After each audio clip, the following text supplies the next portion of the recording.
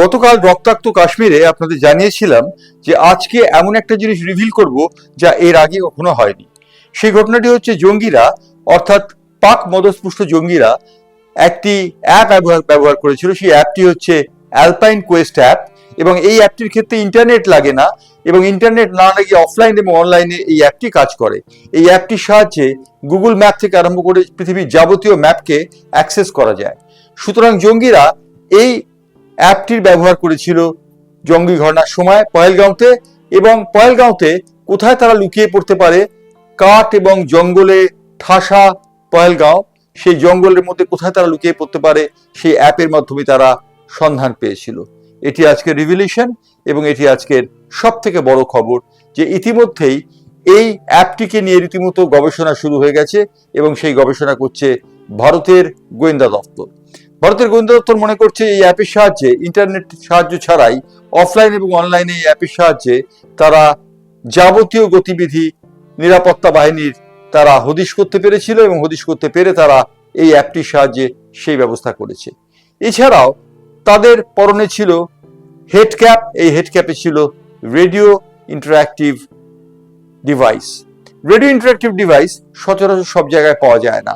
এই radio interactive ডিভাইসের মাধ্যমে তারা কিন্তু রীতিমতো ভাবে ডিজিটালি এই আক্রমণের আগে গতিবিধি সমস্ত কিছু জরিপ করেছিল। তাদের জরিপ করার মধ্যে একটি ব্যাপার ছিল যে নিরাপত্তা বাহিনী সীমা এলওসির কত দূরে আছে, এবং নিরাপত্তা বাহিনী যে কোনো মুহূর্তে তাদের উপর আক্রমণ সামলাতে পারে কিনা। এই অ্যাপটি নিয়ে তারা আক্রমণ সানিয়েছে এবং 28 জন মানুষকে জীবনান্ত ঘটিয়েছে, রক্তে রাঙা হয়েছে কাশ্মীর। কিন্তু এমন দুজন আছেন কাশ্মীরি যারা মুসলমান হয়েও এই জঙ্গিদের বিরুদ্ধে রুখে দাঁড়িয়েছিলেন। আমার প্রতিনিধি রাহুল গুপ্ত সেই ঘটনা সম্পর্কে আপনাদের জানাচ্ছে। শুনেননি রাহুলের মুখ থেকে দুই মুসলিমের সেই অকথিত কাহিনী। হ্যাঁ জয়ন্তদা, আপনি যে কথা বললেন যে একেবারে জঙ্গিরা ডিজিটালি অ্যাপ ব্যবহার করে তারা ভূস্বর্গ কাশ্মীর পেহেলগাঁওকে একেবারে সফট টার্গেট করেছিল, কিন্তু আজ আমি এই মুহূর্তে যে এক্সক্লুসিভ খবর তুলে ধরবো তা মানে এই মুহূর্তে দর্শকরা শুনলে বলতেই হবে, এবং এই কথা আমরা জানি যে সব মুসলিম সম্প্রদায়ের মানুষ একেবারে এক হতে পারে না। ডেফিনেটলি জঙ্গিরা হয়তো তারা মুসলিমই ছিলেন, হয়তো কেন তারা পাকিস্তান মদতপুষ্ট মুসলিম, কিন্তু কাশ্মীরের আমি যে দুজন ব্যতিক্রমী মানুষের কথা বলবো তারা কিন্তু একেবারে ভিন্ন চরিত্রের ছিলেন, সেটা এই ঘটনা শুনলে অবশ্যই বোঝা যাবে। আব্দুল হুসেনের কথা আমাকে বলতেই হবে, যিনি কিন্তু মানে দীর্ঘদিন ধরে তিনি ওই অঞ্চলে থাকেন, এবং তিনি আব্দুল মজিদ আওয়ানের কথা বলছি। তিনি দীর্ঘদিন ধরে এই কাশ্মীরের অঞ্চলের বাসিন্দা। তিনি অবশ্যই পেহেলগাঁওতে থাকেন, এবং সাধারণত ভাবে তিনি ঘোড়া নিয়ে পর্যটকদের একেবারে পাহাড়ের সীমান্তে যান, এটাই তার মূল পেশা।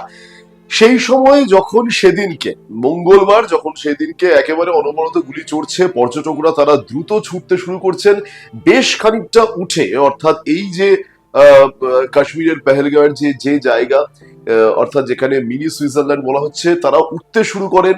একেবারে চারিদিকে জঙ্গল, সেই জঙ্গলের মধ্যে কোথাও একটা কুঁড়ে ঘর আছে, একেবারে কুঁড়ে ঘর। সেই কুঁড়ে ঘরের মধ্যেই আব্দুল হুসেন তিনি কিন্তু থাকেন, এবং তিনি তার বয়স 60 ছুঁই হবে, লম্বা দাড়ি, গায়ের রং তামাটে। তিনি কিন্তু বেশ কিছু পর্যটককে সেখান থেকে বাঁচান, এবং তাদেরকে তিনি কিন্তু কোন পথ দিয়ে গেলে, জঙ্গলের কোন পথ দিয়ে গেলে তারা সঠিক দিশা খুঁজে পাবেন সেই জায়গাটা তিনি কিন্তু দেখে যান। অনেককেই দেখা গেছে যে জুতো চটি এদিক ওদিক ছড়িয়ে ছিটিয়ে রয়েছে, কিন্তু তখন একটা প্রাণ ভয়ে তারা পর্যটকরা ছুটছেন, তার কারণ থেমে যাওয়ার উপায় হচ্ছে একটাই, একেবারে অবধারিত মৃত্যু। এইটা যেমন একটা অত্যন্ত গুরুত্বপূর্ণ বিষয়, ঠিক এর পাশাপাশি আরেকজনের কথা বলতে হবে, আদিল হুসেনের কথা বলতেই হবে। 29 বছরের এই যুবক আদিল হুসেন, যিনি কিন্তু প্রাণ দিয়েছেন। আদিলের কথা, তিনি একেবারে প্রতিদিনই তিনি ঘোড়া নিয়ে পর্যটকদের নিয়ে পাহাড়ে উচ্চতায় যান, এবং প্রসঙ্গত জানিয়ে রাখবো যে আদিল হুসেনের যে তিনি যার ঘোড়া সেটা কিন্তু তার নিজের নয়, তিনি তার মালিকের ঘোড়াই তিনি চালাতেন, সাওয়ার করতেন, এবং দৈনন্দিন তিনি 300 থেকে 400 টাকা তার রোজগার। অর্থাৎ বুঝতেই পারছেন আমি এই জায়গায় অর্থনৈতিক বিষয়টা তুলে ধরার চেষ্টা করছি।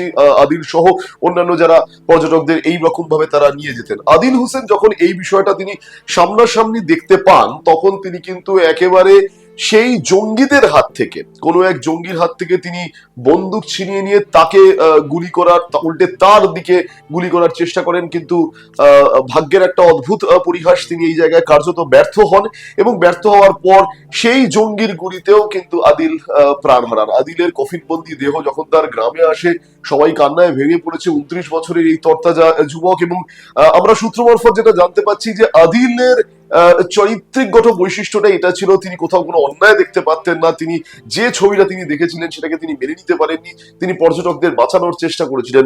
কি অদ্ভুত ব্যাপার ভাবুন। আমি আদিলের কথা ডেফিনেটলি বললাম, এবং এর পাশাপাশি আমি যার কথা বললাম তিনি হচ্ছেন আব্দুল মজিদ আওয়ান। আব্দুল মজিদ আওয়ান আর আদিল হুসেন, আমারও নাম দুটো মনে রাখবেন, আব্দুল মজিদ আওয়ান আর আদিল হুসেন, এই দুজন ব্যক্তি যারা আদতে কাশ্মীরি মুসলিম, কিন্তু তারা অবশ্যই মানুষের পাশে সেদিনকে দাঁড়ানোর চেষ্টা করেছিলেন। আব্দুল ভাইয়ের জন্য বেশ কিছু পর্যটক বেঁচেছেন, তার একেবারে জঙ্গলের মধ্যে ঘুরে ঘুরে তিনি থাকতেন, এবং তার মেয়ে বলছে যে তার মেয়েও এই দৃশ্যটা দেখেছে, তিনি আগামী দিনে আইনজীবী হতে চান, তার মেয়ের এইটা স্বপ্ন, এবং তার মেয়েও বলছে যে এই রকম কাশ্মীর তারা বিগত দিনে দেখেননি, বিগত 25 বছরে এই রকমের কাশ্মীর তারা দেখেননি, যেটা আব্দুল ভাই বলছেন, আব্দুল মজিদ আওয়ান। এবং অন্যদিকে আদিলের কথা বললাম, যিনি আদিল কিন্তু প্রাণ হারিয়েছেন।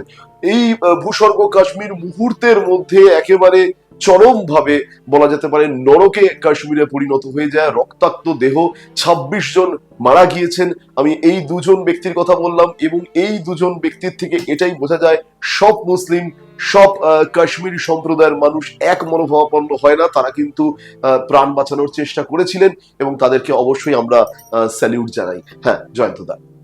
হ্যাঁ রাহুল, আমি বুঝতে পারলাম যে দুজন মুসলিম যুবক কিভাবে বন্দীদের প্রাণ বাঁচানোর চেষ্টা করেছিলেন। তবে একটা কথা বলে রাখি, এই জঙ্গি আক্রমণকে কেন্দ্র করে রীতিমতো আলোড়ন পড়ে গেছে গোটা বিশ্বে, গোটা দুনিয়ায়। সৌরভ গঙ্গোপাধ্যায়, ভারতীয় ক্রিকেট দলের প্রাক্তন অধিনায়ক, তিনি বলেছেন পাকিস্তানের সঙ্গে সব রকম ক্রিকেট সম্পর্ক ছিন্ন করা উচিত। ইতিমধ্যে ভারত সেই সম্পর্ক ছিন্ন করবে কিনা, টি-20 ক্রিকেটে তারা আবেদন জানিয়েছে ভারত এবং পাকিস্তানকে যেন এক গ্রুপে না রাখা হয়। এটা নিয়ে জল ঘোলা হচ্ছে, তা আপনারা জানতে পারবেন আমাদের স্পোর্টস স্কোপে। আর সব থেকে বড় কথা, এই জঙ্গি আক্রমণ যা চলেছে, সেই জঙ্গি আক্রমণকে ঘিরে গোটা বিশ্ব এই মুহূর্তে উত্তাল। ইতিমধ্যে আজকে 5টি AK-47 রাইফেল উদ্ধার করা সম্ভব হয়েছে, এবং সম্ভব হয়েছে ইম্প্রোভাইজ বেশ কিছু ডিভাইস আবিষ্কার করা। সুতরাং মনে করা যাচ্ছে যে নিরাপত্তা বাহিনী চতুর্দিকে কাজ করছে। নরেন্দ্র মোদী, অমিত শাহর সৎ সুবিচার নিয়ে খানিকটা প্রশ্ন উঠে গেছিল, সেই প্রশ্নে খানিকটা জ্যোতি পড়ছে, কারণ পাকিস্তানের বিরুদ্ধে নেওয়া বেশ কিছু ব্যবস্থাতে সিন্ধু জল বন্টন বন্ধ হয়ে গিয়েছে, এবং পাক নাগরিকদের দেশে ফিরতে বাধ্য করা হয়েছে। কিন্তু পাক নাগরিক একজন দেশে ফেরার সময় প্রশ্ন তুলেছেন, এটাই কি আমাদের ভবিষ্যৎ ছিল? তিনি তার অসুস্থ স্বামীকে নিয়ে বেঙ্গালুরুতে এসেছিলেন, তিনি ফিরে যাওয়ার সময় এই প্রশ্ন করেছেন, যেখানে জঙ্গিরা তারা মুসলিম হতে পারে, কিন্তু তারা যে অপরাধ করলো সেই অপরাধের জন্য আমরা কেন শাস্তি পাবো? এই প্রশ্নটি এই মুহূর্তে বড় হয়ে দেখা দিচ্ছে, যে শাস্তি কার দিকে যাবে। এই প্রশ্ন রেখে আমরা রক্তাক্ত কাশ্মীরের এই অধ্যায় এখানেই শেষ করলাম।